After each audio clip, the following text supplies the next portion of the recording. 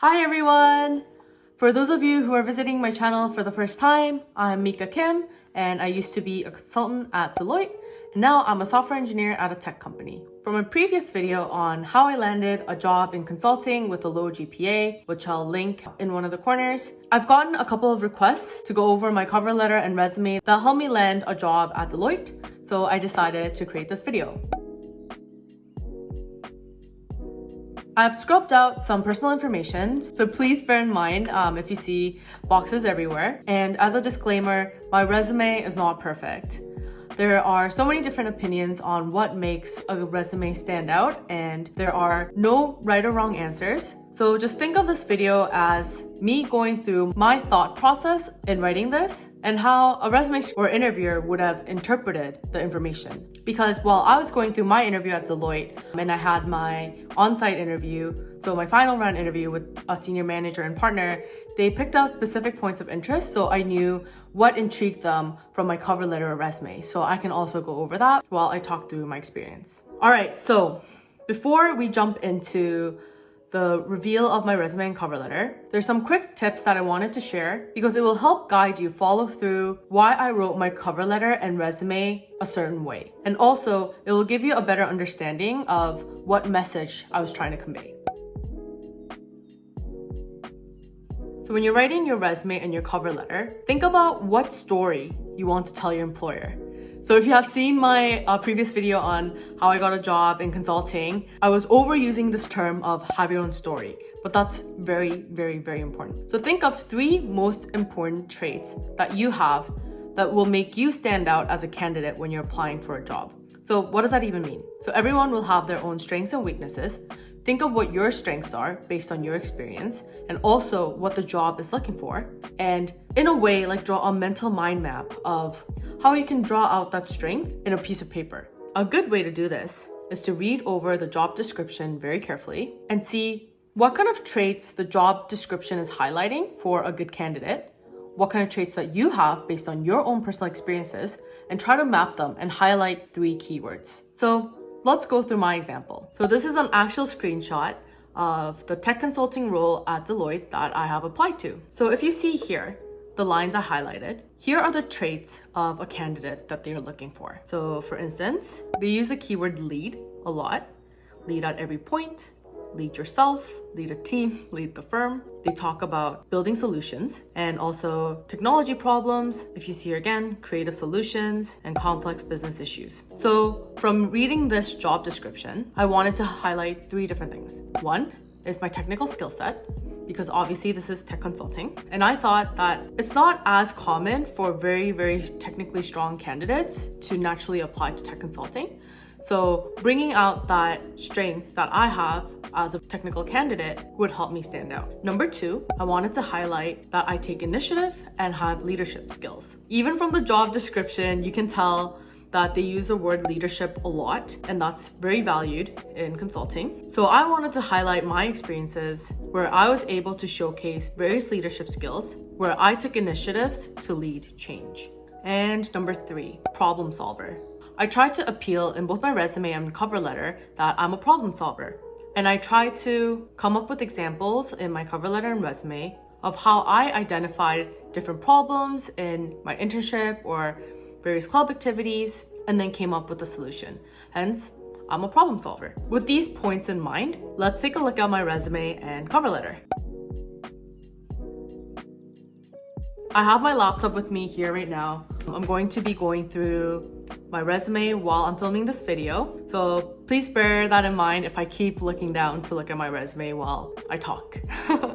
All right, let's take a look at the first section. So the first section of my resume is my skills summary. As I mentioned, one of the biggest strengths that I wanted to highlight was my technical skill set. I knew that not every candidate knew how to code at a professional level. So I pulled up my skill set section to the very top. As you can see, I also added in a one-liner describing my soft skills so that the resume screener could see in a nutshell what kind of candidate I am before jumping into the actual details. The most important thing here is make sure to put whatever you want to emphasize the most at the very top. When a screener goes through your resume, obviously they're gonna read from top to bottom. So make sure you have that eye-catching detail at the top. For instance, if you had amazing grades at school and very notable activities and or awards, put your education section first. Or if you have very notable projects that's interesting, put that at the top. My next section is my work experience. To be super honest, having some kind of work experience will give you the biggest boost when you're applying for jobs. So if you're still in school, I highly recommend that you apply for internship or co-op positions. So back to my resume topic. So when I was writing my internship experience, remember the 3 keywords I said to come up with before you start writing your resume? I had that in mind when I was writing my work experience section. So here you can see that I've tried highlighting a lot of technical work that I've done. So for instance, if you see here, automated manual data query tasks, designed and developed performance tests using C, conducted load test executions and test analysis, etc., etc. You can see that I was trying to highlight my technical strengths. Also, I tried to show that I took initiative and that I'm a problem solver. So let's look at my resume again. Automated manual data query tasks by implementing a scheduled batch file, reducing weekly work to a day.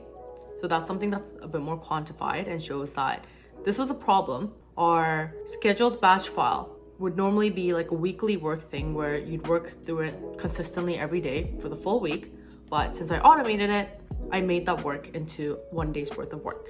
And same with this point here, automated all batch logs reporting with VB script, reduced hours of daily workload to minutes. Because this used to be all manual where you had to type in everything, but now with the click of a button, I was able to reduce that time. So those are some things where I wanted to point out that I'm a problem solver and I took initiatives. So moving on to my next section is my projects and activities. So the same logic applies here. I want to highlight my technical strengths, being a leader, and being a problem solver. Through the Unity development and web development, I was able to showcase my technical skill sets. Also, at a hackathon, we built a virtual reality experience for children in hospitals. So that kind of takes a piece of I'm able to pinpoint problems and then bring a solution to things. Same with my startup experience. That's kind of the foundation and the core of the startup mentality is like you identify a problem and you're trying to solve it. So writing more about my projects and my activities, I tried to reinforce the 3 concepts that I was talking about. And actually during my final round of interviews with the senior manager and the partner, a lot of their questions revolved around these 3 topics. So first of all, they're very curious to know how technical I am. They asked me about things that I built before using various frameworks and languages. Number 2, they were very curious to understand how the startup was brought up. So they asked, how were you able to come up with the problem space? And what was the solution to that problem space? That was a question that I asked. And also another behavioral question that they have asked a lot in regards to my intern experiences was, what was your legacy at the company? After your internship, what problems did you solve? And what are some examples of you taking initiatives? So I knew my resume and cover letter was working because I was guiding the person reading my resume into a direction where it reinforces my strengths. And that helps me stand out from the crowd in that sense, because I'm giving them something that they can focus on. So instead of reading my resume and cover letter and being like, okay, I'm not really sure what this person's trying to get at. They have written all these irrelevant experiences. I can't tie back the story together. I'm not really sure what kind of person this person is.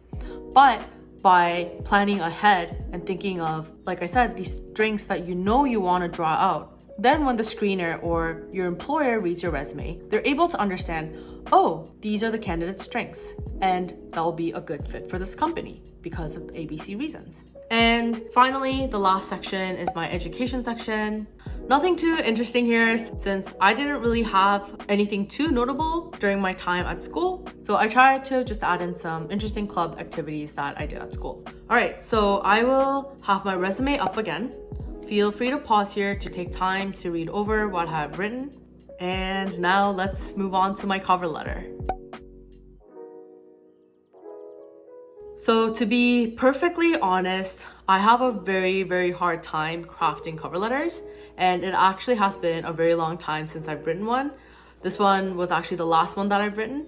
Even while rereading this, I was not fully satisfied with what I wrote, but it worked when I applied, so here we go. Okay, I've divided my cover letter into 3 parts: the intro, the body, and the conclusion. I could have broken down my body into more granular paragraphs, but I decided not to do that because that would take up more space with the margins and the spacing. So I kind of clumped it up into one. I wouldn't say that that's like a good strategy or not a good strategy, but like I said, just for me, this cover letter worked. So just take that as a reference or more of like an inspiration piece if you are stuck and want to know what other people have used. So for the intro, I tried to quickly show, 1, what I'm applying for. So in this case, it was a business technology analyst position, which is like another term for new grad consultants at Deloitte.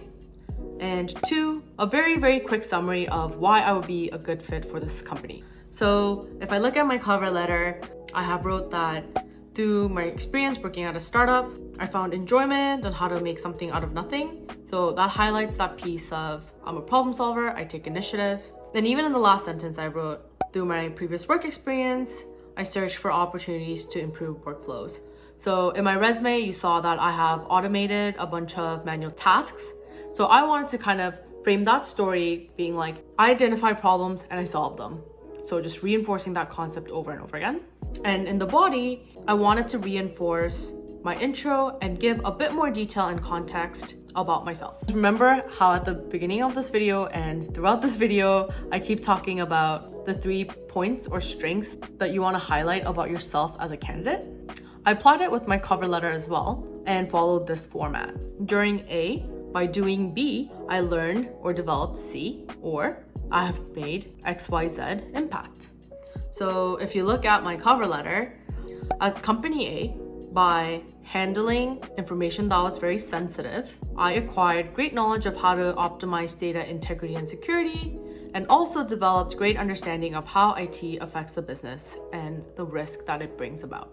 Even in the second sentence, I wrote at company B, by guiding new team members throughout the scripting process, that made me confident in leadership roles and helped me acquire communication skills. So like you see that format that I was trying to follow for coming up with these examples, right? To kind of wrap this up, the body paragraph, I tried to help guide the reader into understanding what I actually learned and got out of my internships. And the conclusion is your final chance to appeal yourself. So tie whatever you wrote in your body paragraph back into why that makes you a good fit for this role. So in my conclusion paragraph, I reiterated that I have great interest solving problems through technology, and thus I would be a good fit for technology consulting. So as I mentioned, I'm not fully satisfied with my cover letter and or resume, and there's actually some stuff that I would fix if I was to rewrite this again. Maybe if there's interest, I'll film a video of me critiquing this resume and cover letter. So let me know in the comments if that's something you want to see. So although this isn't a perfect resume, this is the actual real copy that I've used to apply to Deloitte and that landed me a job at Deloitte. So the TLDR is this imperfect cover letter and resume still worked. So there you have it. So I hope this video was helpful and it was able to give you some inspiration on how to craft your resume and your cover letter. And I hope that tip of coming up with these strengths that you should emphasize, so coming up with those things first before diving into writing your cover letter or resume, it's kind of helpful. I'm not sure if I did a very good job describing it. If you have any questions about that as well, please leave them in the comments and I'll try to answer them. So as always, if this video was helpful, please like this video and subscribe to see more videos. Bye!